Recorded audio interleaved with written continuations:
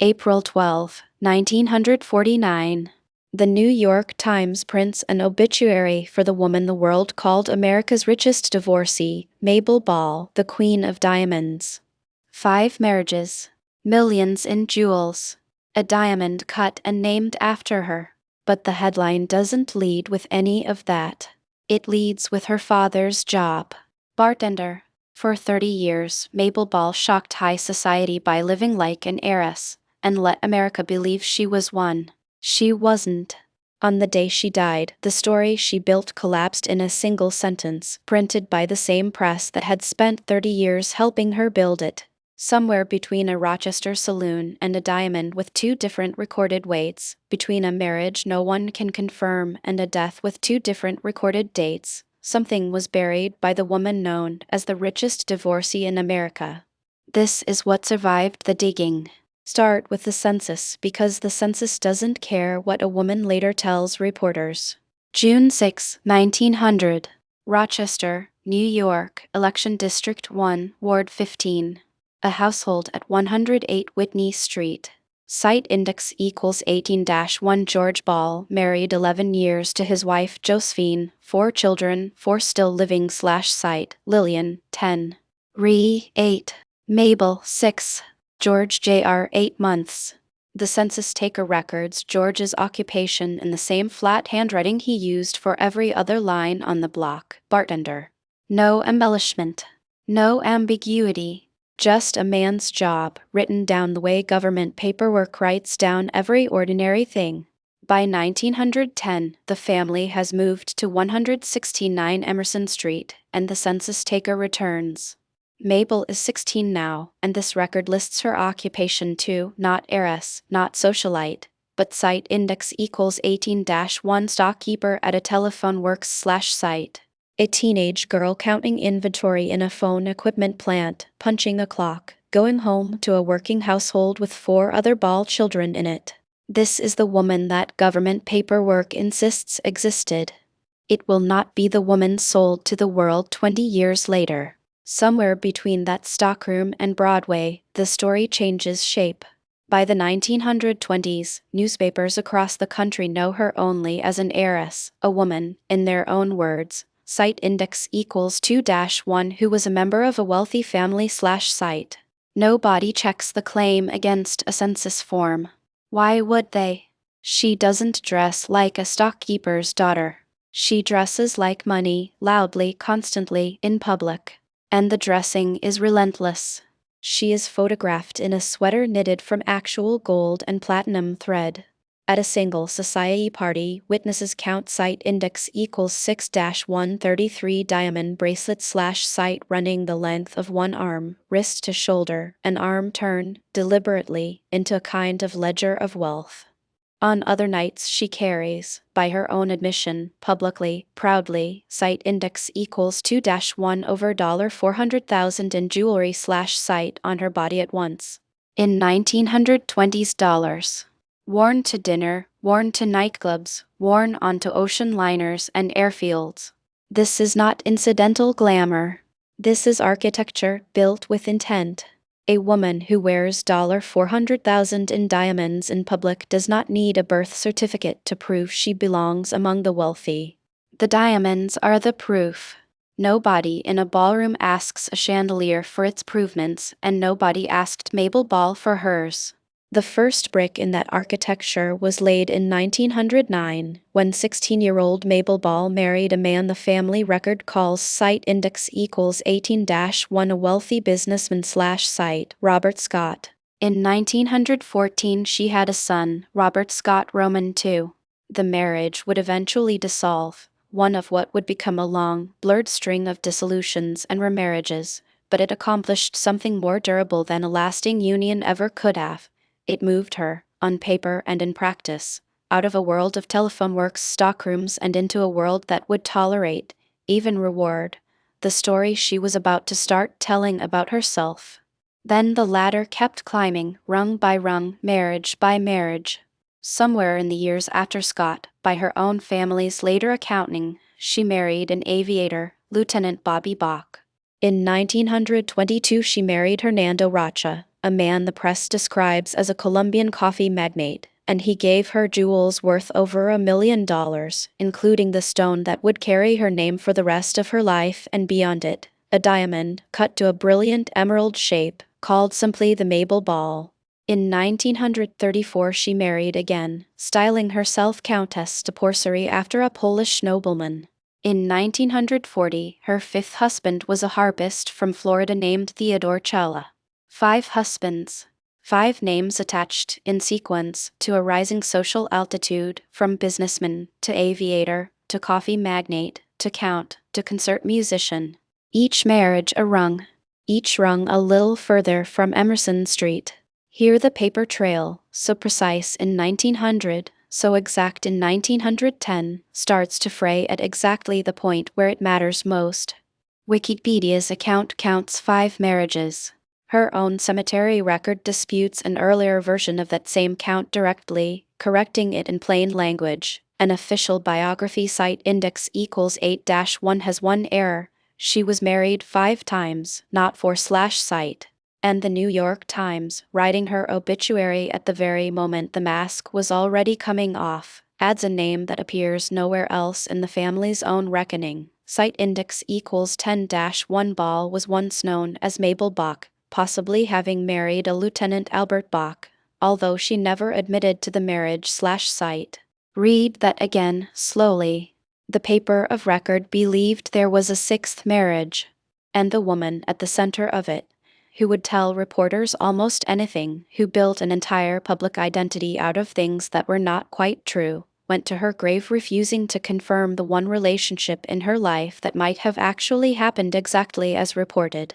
Even the diamond, the single object that defined her more than any husband or any headline, will not hold still under examination. Wikipedia records the Mabel Boll as site index equals 2-1, a 46.57 carat emerald gut diamond/site. Harry Winston, the jeweler who personally purchased the stone from her estate in 1949, a man whose entire business depended on knowing exactly what a diamond weighed to the 100th of a carat, identified it differently, as a 60-carat stone.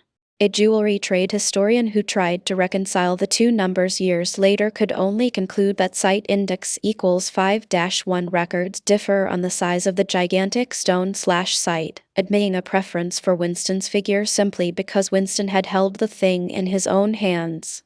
That same historian notes something stranger still. Site index equals 5-1. No known photograph of this important diamond is known to exist/site, which means whoever bought it after Winston sold it is a person history has never named and may have gone to some trouble to keep it that way. A woman with a census record and a newspaper myth running in parallel for 30 years. A marriage count that shifts depending on whose paperwork you trust. A signature diamond with 2 competing weights and 0 surviving photographs. This is Movement 1's full inventory, not one buried fact, but a structure, built plank by plank across 3 decades, engineered so that no single document could ever be checked cleanly against another. It's worth understanding what made this particular structure possible in the first place. The 1920s American press had an appetite for a very specific kind of woman, young, glamorous, unattached to any verifiable pedigree in the public's mind, and endlessly photographable. Old money families tended to guard their daughters' images carefully and rarely courted headlines the way Boll did. New money, the kind built rapidly on Prohibition-era fortunes, oil, and post-war speculation, was often just as recently invented as Boll's own backstory, which meant few people in her social orbit had much incentive to interrogate anyone else's origins too closely. She wasn't infiltrating a closed system. She was exploiting an open one, at exactly the moment American celebrity culture was learning that a striking photograph could outrun a genealogy. That is the environment the burial had to work inside. Not a conspiracy of powerful people protecting her secret, nothing so organized, nothing requiring anyone's cooperation but her own nerve. Just an incurious press, a status-hungry public, and a woman willing to supply both with exactly the story they wanted to print, for exactly as long as she could keep affording the diamonds that made the story believable. The person who buried the stockkeeper from Emerson Street was the woman who used to be her. This is the part of the excavation that resists the usual shape. Most buried truths in a family's history involve one person hiding something from another, a parent from a child, an institution from the public it answers to. Mabel Boll's burial had no second party working against her. She was not hiding her origins from someone who might expose her out of malice.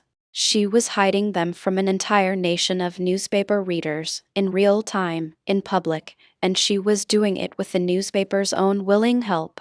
There is no evidence in the record of anyone else actively assisting the concealment, no publicist named, no family member quoted covering for her, no institution issuing a statement on her behalf. That absence is itself worth noting.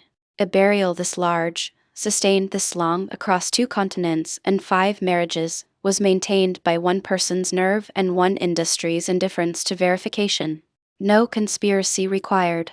Just a woman who understood, correctly, that in 1920s America diamond photographed well enough could function as a substitute for a family tree. Consider precisely what exposure would have cost her. Not embarrassment. Income. Standing. Access. The entire economy of Mabel Boll ran on one unspoken premise, that the diamonds were inherited, not married into, that the glamour was ancestral, not performed nightly for an audience. A telephone works stockkeeper does not receive a marriage proposal from a Colombian coffee magnate on the strength of her family name. She does not get photographed for wire services in a platinum sweater. She does not get invited to stand on an airfield beside Amelia Earhart, trading headlines with her as a rival. If the Emerson Street version of Mabel Boll surfaced too loudly, too early, the whole structure, marriages, jewels, headlines, invitations, risked coming down at once and taking her only real asset, her fame, down with it. So burial, for her, was never a legal maneuver or a sealed court record. It was a daily performance, sustained for decades, and it ran on 3 connected engines. The first engine was the jewelry itself, worn not occasionally but constantly, almost defensively, evidence presented before anyone thought to ask a question that required one. The second engine was the press, which had no institutional incentive to check a bartender's daughter's claims when a Coffee King's Ride headline sold exactly as many papers either way. Neither party needed the story to be true. Both parties needed it to be printable, and printable it remained for 3 decades. The third engine, and the one that required the most relentless, most dangerous maintenance, was aviation. This is where the burial got genuinely risky, because flight is the one arena a manufactured reputation cannot fake its way through.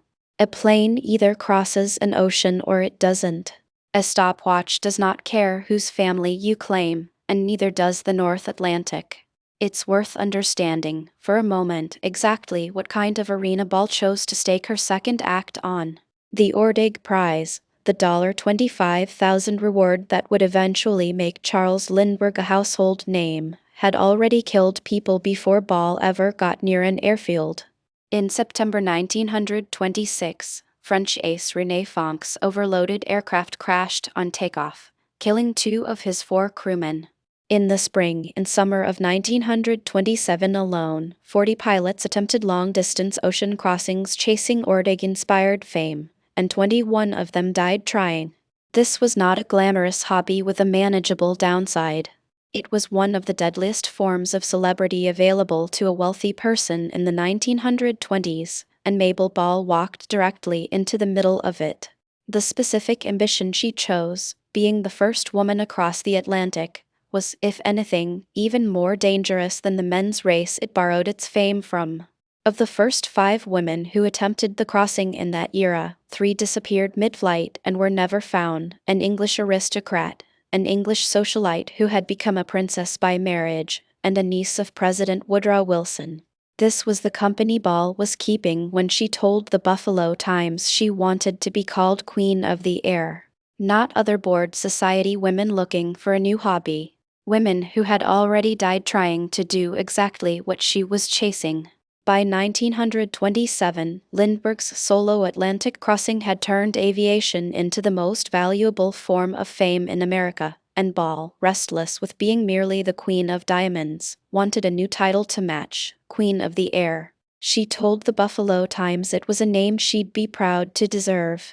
She had, by then, the means and the freedom to chase it the way other wealthy women of the era chased horses or yachts, except this pursuit could kill her, and had already killed men with far more flying experience than she had.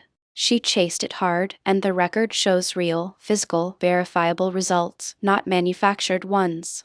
In January 1928, she sailed back to New York specifically to attempt an east-west flight.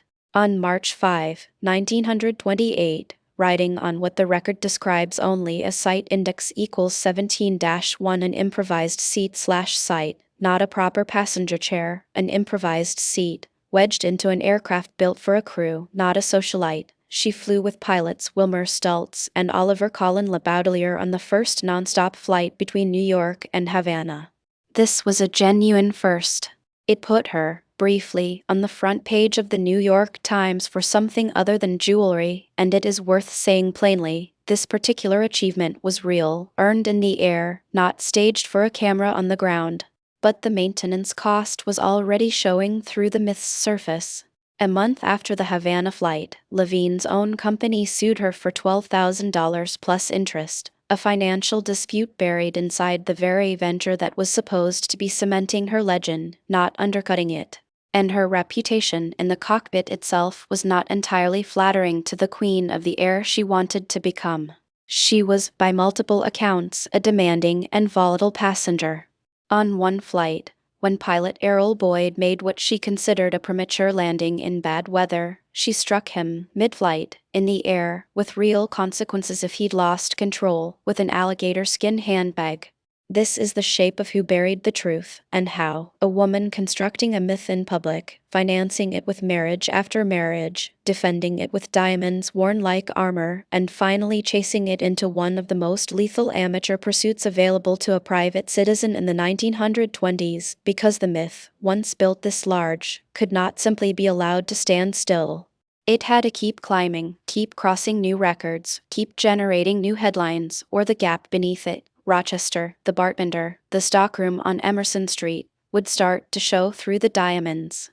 It's worth pausing here on what a life like this actually costs a person, day after day, decade after decade. Most people spend their energy simply living. Mabel Boll spent a significant share of hers performing, flying not to arrive somewhere, but to be photographed departing, marrying not only for companionship, but for a title that would hold the story together one more year, risking a body that had once counted phone equipment in a Rochester stockroom against an ocean that had already killed better-trained pilots than the men flying her.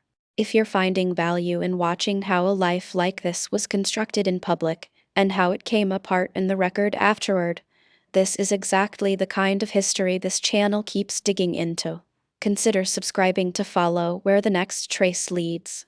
The myth strained hardest not in one dramatic unmasking, but across a string of moments where the machinery nearly ceased entirely, where the distance between the Queen of Diamonds and the stockkeeper from Emerson Street became, for a moment, almost impossible to paper over. The first strain came from a man named Wilmer Stultz. He was meant to pilot Boll and Charles Levine's aircraft, the Columbia, on a transatlantic attempt in the summer of 1928. The flight that was supposed to finally hand her the Queen of the Air title she'd been chasing for a year. Then, at the exact moment preparations reached their most public, most expensive, most irreversible stage, Site Index equals 2-1, Stultz defected to Boyd's crew/site instead, leaving Boll's entire flight plan without a pilot in the narrow window before the Atlantic flying season closed for the year. A defection at a slightly worse moment, a week later, a location less easily fixed, could have grounded the entire campaign before it ever generated a single headline, and buried the Queen of the Air ambition before it was ever airborne. The second strain came from a man named Walter Hinchliffe, and it is the moment that most directly threatened the persona in public, because it was a rejection, not a delay. After Levine's business partner Morris Strown fell into a legal dispute so serious that lawyers had the Columbia physically guarded on the ground to keep it from flying, Levine allegedly slipped past the guards by claiming he was only testing the engine, then simply took off for England without clearance, a maneuver Chamberlain later suggested involved bribing the guards outright. Boll chased him across the Atlantic by boat, talked her way back into contention for a seat on the next attempt, and then ran directly into a wall no amount of charm or jewelry could move. Levine's new pilot, Captain Walter Hinchliffe, publicly refused to fly with her aboard at all. Not privately, in a quiet conversation that could be smoothed over. In public, on the record, a professional pilot said no to the Queen of Diamonds and the flight went ahead without her. She was rerouted instead to a flight to Rome, where she dropped a gift to Benito Mussolini's son from the air, a strange, almost hollow consolation prize for a woman who had wanted the Atlantic and had just been told, publicly, that she could not have it. The third strain was the direct comparison the newspapers themselves constructed, and it should have been the most dangerous moment of all for the myth. By June 1928, Boll and Amelia Earhart were both in Newfoundland at the same time, chasing the identical prize, the first woman to cross the Atlantic as a passenger. But the press was building them into opposites, and opposites invite exactly the kind of scrutiny that manufactured stories cannot survive. Earhart was framed as serious and credentialed, Site Index equals 6-1, recognized as someone who was different than other women/Site, sponsored by publisher George Palmer Putnam and heiress Amy Phipps Guess, a genuinely wealthy backer, the kind Boll only pretended to have been born to. Boll was framed as Spectacle, the Diamond Queen of Broadway, a nickname that was, by 1928, already starting to sound thin to her own ears. The contrast should have exposed the gap between inherited legitimacy and manufactured celebrity outright. It never quite did, not publicly, not in print.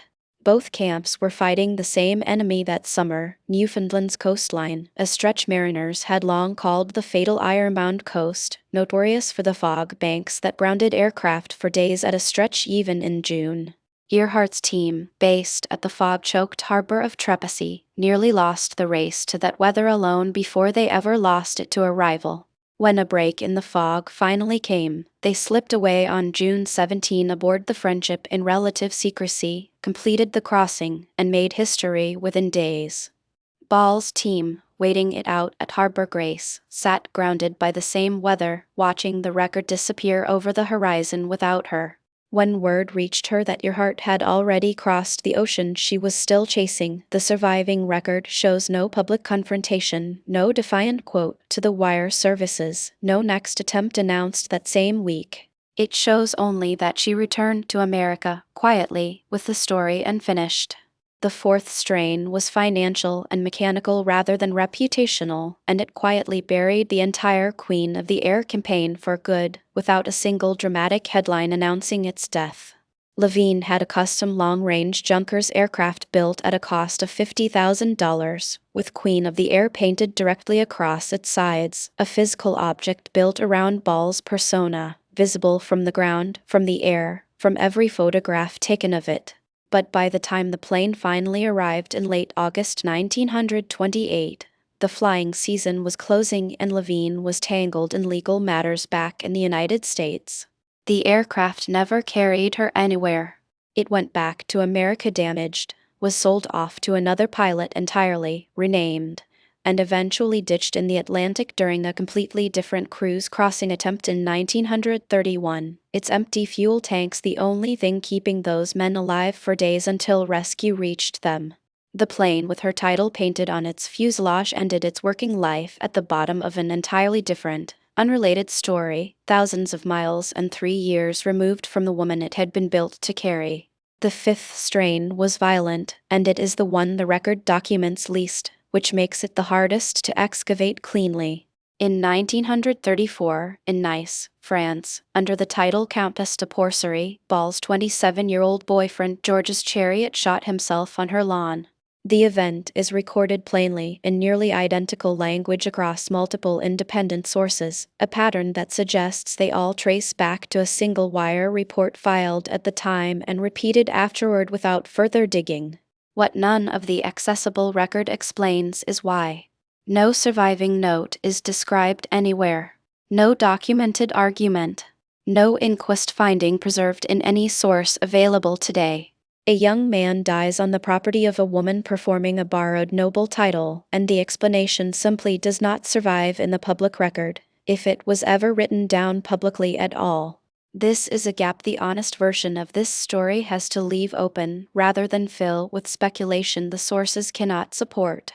Between the fifth strain and the sixth, the record shows the myth simply thinning out, year by year, rather than collapsing all at once. She kept making headlines through the 1930s and into the 1940s, but the items grew smaller, more domestic, more removed from the transatlantic ambitions that had once put her on front pages. In 1939, as war broke out across Europe, she abandoned a home she had been keeping in Switzerland, a small, almost administrative footnote next to the flight attempts and the shooting in Nice, but a footnote that marks the last trace of the international, jet-setting version of her life before the record narrows to New York nightclubs. Even her son's life had by then become a smaller echo of her own pattern of public spectacle. Newspaper photo captions from the era describe him at Manhattan night spots, on one occasion in a public altercation with a Wall Street broker at the Kit Kat Club, the Diamond Queen's son, still trading on her name, still generating exactly the kind of item the tabloids liked, even as her own headlines grew thinner.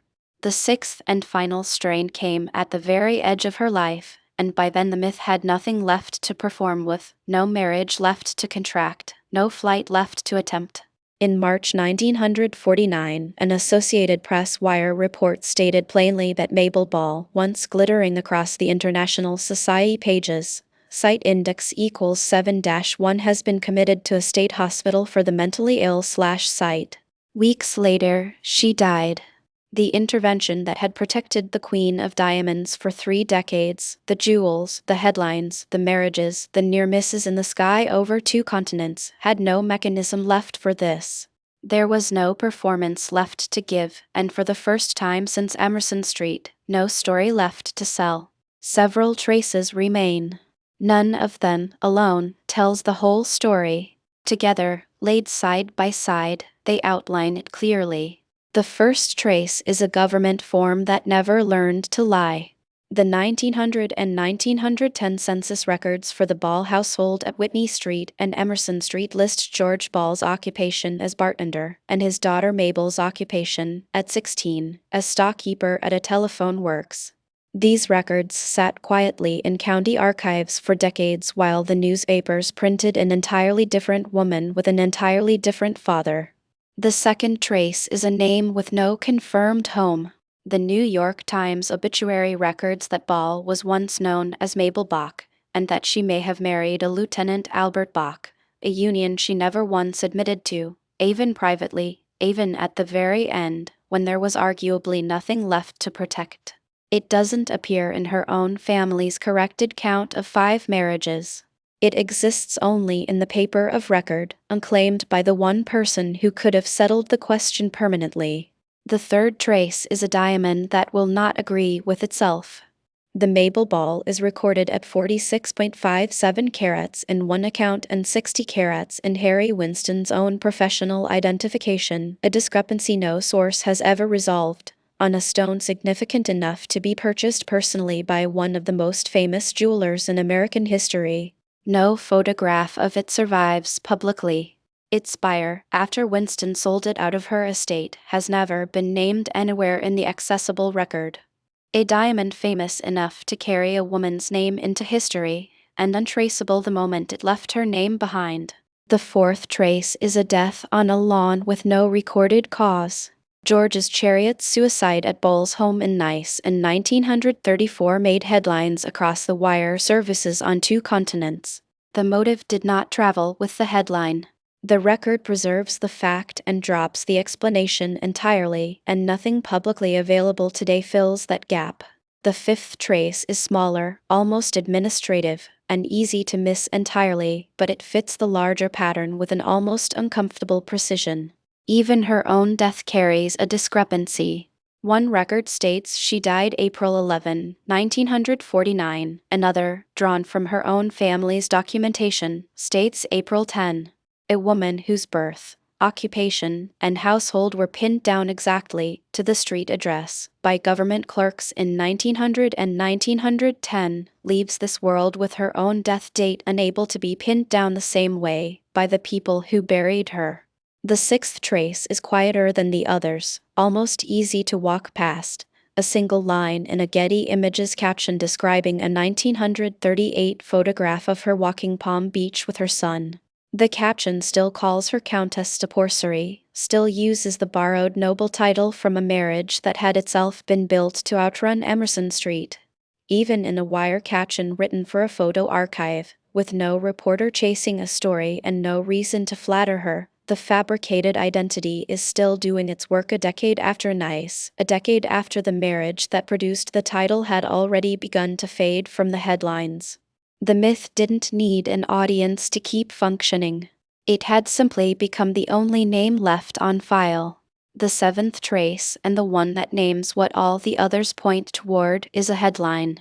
On April 12, 1949, the New York Times ran her obituary under words that had never once, in 30 years, been allowed to run above her name while she was alive to read them. Mabel Boll dies, Diamond Queen, bartender's daughter owned fabulous jewels. Not heiress. Not socialite.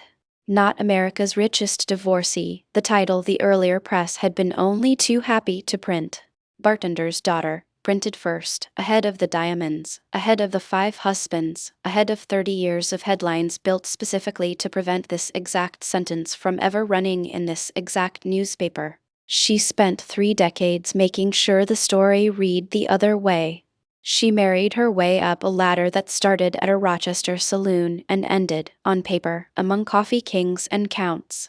She wore $400,000 in diamonds so that no one would think to check a census form against a headline. She chased the Atlantic in borrowed and custom-built planes, past pilots who refused to fly with her and partners who defected without warning, into an ambition that had already killed 3 of the 5 women who tried it before her, so that Queen of Diamonds might finally become Queen of the Air. None of it held. Not the title, which the Atlantic never let her earn. Not the marriage count, which her own family had to correct at the graveside. Not the diamond's true weight, which not even the man who bought it could pin down twice the same way. Not even the date of her own death, which 2 separate records still disagree on today. The obituary ran anyway. It is still sitting in the archive, in the same paper that once called her Broadway's most beautiful blonde and America's richest divorcee, and it says, in its second sentence, exactly what she never once allowed a reporter to print while she was alive to read it. Bartender's daughter. Owned fabulous jewels.